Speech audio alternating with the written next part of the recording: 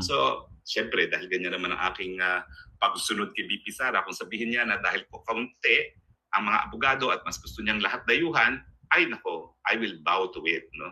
Alam niyo po, bukod sa sinabi ni... Sabi ko nga sa iyo, dito pa lang sasabi niya, ngayon nga lang ako sumunod kay Sara, kahit meron siyang mga gusto na ayaw ko kasi nakakatakot. Dito pa lang nilaglag na ni Roque. Meron daong gusto si Sara na hindi sang-ayon si Roque kasi nakakatakot. Ngayon lang daw siya sumasang-ayon. So means to say, titiwalag nga siya kasi merong gagawing kababalaghan ang lola pusit ninyo. Ngayon lang daw siya sumunod. Dati hindi siya sumusunod. Diba? Kasi nakakatakot daw. Narinig nyo naman. Merong gagawing kababalaghan. Sa kanya, pero alam ko na hindi dapat. No? So, syempre, dahil ganyan naman ang aking pagsunod kay BP Sara, kung sabihin niya na dahil po kaunti ang mga abogado at mas gusto niyang lahat dayuhan, ay nako, I will bow to it. No? Alam niyo po, bukod sa sinabi ni BP Sara na kailangan ayusin ko muna ito para makakonsentrate ron ako dun sa pagdepensa ng presidente, pero hindi pa po sigurado, nakasama ko ha. Lilinawin ko lang po yan. Sabi lang yan, sige, ayusin mo yung asylum mo. No? Yung mere fact na nag-apply ako, yan yung nagbigay sa akin ng karapatan na hindi na ako po pwedeng mapabalik sa Pilipinas. Maski pa kumuha sila ng warrant of arrest, maski pa sila mag-file ng extradition, malinaw po yan dahil ito po ay matter of convention rights. Nakasulat po talaga yung non-refuma, yan yung pinaka-importanting karapatan ng asylum seekers, hindi mapabalik dun sa lugar na kung sa nila nanggaling. Natural, kasi pag ako pinabalik dyan, kukulong ako na unbailable sa isang kaso na human trafficking na walang ka-ebidensya. Hindi ko po ebidensya lang nila. Unang-una, sinamahan ko si Cassandra Ong sa PAGCOR. Pangalawa, yung pangalan ko nasa isang papel na legal daw ako. Pangatlo, yung aking dating assistant nakitira doon. Actually, sa totoo lang, makakasuhan talaga siya ng human trafficking. Bakit? Una, kung alam ni Harry Roque sa sarili niya na wala siyang ginawang kasalanan at hindi siya gumawa ng mali, bakit hindi niya haharapin yung kaso niya sa Philippines? Kasi ikukulong daw siya na non-bailable. Alam mo sa sarili mo, abogado ka eh. Di ba? Abogado ka. Alam mo sa sarili mo kung anong tama, ano ang mali. Ngayon, kung mali ang Pilipinas, bakit hinahabol ka at nagtatago ka? Di ba, mga Pilipino? Mga nanonood sa akin, hindi tayo mga abogado. Abogado siya. Kung alam niya sa sarili niya na hindi siya mali, harapin niya. Bakit magtatago siya sa the Netherlands at hindi siya uuwi? So means to say, guilty siya. Di ba? Abogado siya, alam niya. Kaya bakit ayaw niyang umuwi ng Pilipinas? Kung talagang alam niya sa sarili niya na hindi ako wala akong kasong human trafficking, di ba? Ma'am Yamalais, Ma'am Lilito Nini, o Ma'am Silpagori, hello po. Wala akong ginawang ganyan, wala akong ginawang ganun, alam ko sa sarili ko. Pero alam niya na pag umuwi siya ng Pilipinas, ikukulong siya ng non-bailable. Talagang makulong siya ng non-bailable. Bakit? Ayaw niyang Ikaw, ganito sa mga pelikula na ating pinapanood mga kababayan, ganito yan eh. Pag may kaso ka, wag mo nang patagalin. Bakit? Lalaki at tataas ang sentensya mo kapag magtatago ka. Ngayon, ilang buwan na si Roque hinahanap. Hindi nagpapakita at hindi sumuko. So the more na matagal, the more na tataas ang sentensya niya. So ngayon, pag umuwi siya ng Pilipinas, kung halimbawa, instead na ang pagkakulong niya 20 years lang, magiging 50 years yun. Bakit? Tumataas eh. The Barker Studio in Canada. Maraming salamat sa yung $3 super sticker. Thank you so much po. Yeah, sir, Ken, totoo ba yung rape case ni Digong? Mamaya, tatalakayin natin yung rape case na yan. Mamaya, pag-usapan natin yan. Yeah? Yun ang katotohanan, mga kababayan.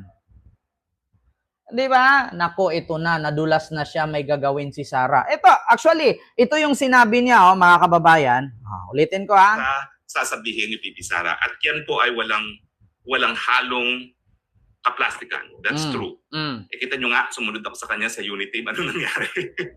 So, pakinggan nyo. Susunod ako kung ano ang sasabihin niya sa akin. Bagamat, nung nag-usap kami, sabi ko kasi minsan nakatakot ako sa iyo kaya minsan may mga gusto kang gawin na sa tingin ko hindi ko sang-ayon, hindi ako makapagsalita, no? Hindi ko sasabihin kung ano yan. Pero may dalawang bagay na ngayon lang nangyari na sumunod ako sa kanya.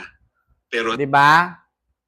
Ngayon lang siya sumunod kay Sarah. Kasi minsan at Mike, nakakatakot na gagawin daw si Sarah na hindi niya sasabihin. Nakakatakot daw. So ibig sabihin, meron na namang kababalaghan na gagawin. Kung dati nagurgur sa liig, nagpilay ng kamay, anong sunod gawin? Kunwari mag-jogging siya. Kunwari mag-jogging. Tapos may utusan, barilin siya sa tagiliran. Para ang sisihin, si Marcos. Tama ba ako, mga kababayan? Advance ako mag-isip. Di ba ang sabi niya? Pag ako pinatay, may nakausap na akong killer. Yeah? Na pag ako namatay, patayin niya si Bongbong, si Lisa, at si Romualdez. Hindi natin alam, habang nag-jogging si Lustay, biglang may inutusan, sniperin mo ko, tamaan mo tuhod ko. Bakit? Pag natamaan ang tuhod, simpatya na naman ng taong bayan ang hahanapin nila. Nakulong ang tatay. Anong sabi? We lost our hero. Hindi umipik yung simpatya nila sa pagkakulong ni Duterte. Bakit? Wala na silang magawa. Hindi na makakauwi. Walang batas sa Pilipinas na makapagpauwi kay Digong. Ngayon, sa lumabas sa bunganga ni Harry Roque, na ngayon lang ako sumunod sa kanya. Kasi minsan meron siyang mga plano na nakakatakot, na hindi ko nasang-ayunan. Nakakatakot kasi. Narinig niyo naman. Diba? Merong plano. Ay, nako. May mga plano nga daw na nakakatakot. Ito. so susunod ako kung ano ang sasabihin niya sa akin. Bagamat, nung nag-usap kami, sabi ko kasi minsan nakatakot ako sa iyo kaya minsan may mga gusto kang gawin na sa tingin ko hindi ko sang-ayon, hindi ako Baba? Minsan, nung nag-usap kami, sabi daw niya, minsan nga natatakot ako sa iyo kasi meron kang gusto na mga plano na hindi ako sang-ayon. Diba? Sarah, ano to? Harry Roque, nilaglag ka. Patay ka dyan. Ulitin. Ulitin natin. Kasi nga, alam niyo naman ang kwento ng buhay ko, no? Talaga namang ako'y tagasunod ni BP Sara, susunod ako sa sasabihin ni BP Sara. At yan po ay walang halong kaplastikan. That's true. Kita nyo nga, sumunod ako sa kanya sa unity. Ano nangyari? So susunod ako kung ano ang sasabihin niya sa akin. Bagamat, nung nag-usap kami, sabi ko kasi minsan nakatakot ako sa iyo kaya minsan may mga gusto kang gawin na sa tingin ko hindi ko sang-ayon, hindi ako makapagsalita, no? Hindi ko sasabihin kung ano yan. Pero may dalawa. Diba? Minsan nag-usap kami. Natatakot nga ako kasi minsan meron kang plano na hindi akong sang-ayon, no? At hindi ako makapagsalita, pero hindi ko kasasabihin kung ano yan. So, mismo sa statement ni Harry Roque, lumabas na minsan daw nag-usap sila ni Pusit na hindi siya sang-ayon at natatakot siya sa mga hakbang. Pero hindi niya sasabihin kung ano yun. Nako, patay. Harry Roque. Parang delikado ito, mga kababayan. Delikado ito. Nako, patay tayo nito Harry Roque. Nilaglag. Nako. Patay tayo dito.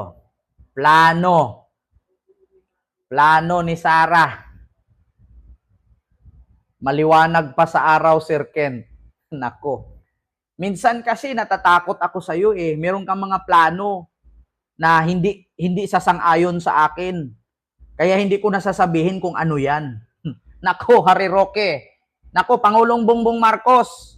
Kung sino ba ang nanood sa akin ngayon na taga Malacanang, ingat-ingat po kayo. Meron daw gagawing plano, natatakot daw si Roque. Minsan natatakot daw siya, pero hindi niya sasabihin kung ano yun. Lumalabas na sa bunganga ni Roque. Hindi naman po pwede na itakas ni Sara si Duterte doon. Hindi naman po pwede na lasunin ni Sara lahat ng mga bantay ni Digong doon. Kaya matatakot si Roque. Kakaiba yun. Ibang takot ang ibig sabihin nun.